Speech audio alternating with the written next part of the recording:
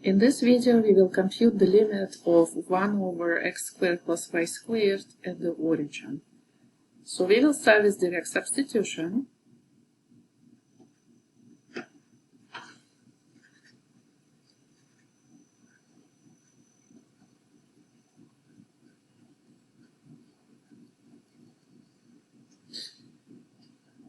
So we will get the limit as x and y approach 0 of 1 over 0 to the second plus 0 to the second, which is the same as 1 divided by a very small positive number, which, as we know from calculus 1, is positive infinity.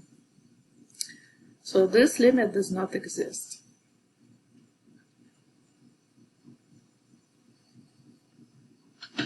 Let's verify this using polar coordinates.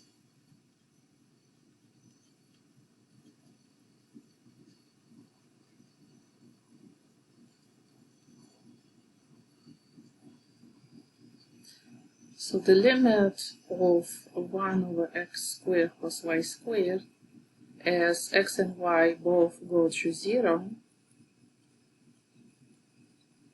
is equivalent to the limit of 1 over r squared as r approaches 0. So we get 1 over 0 squared, which is 1 over a very small positive number, which is also infinity, which means that the limit does not exist. So both methods gave us the same final answer. So now we know that the limit does not exist.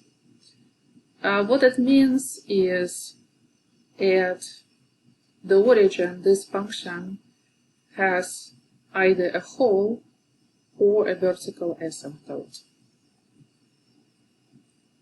or I should say a vertical tangent plane.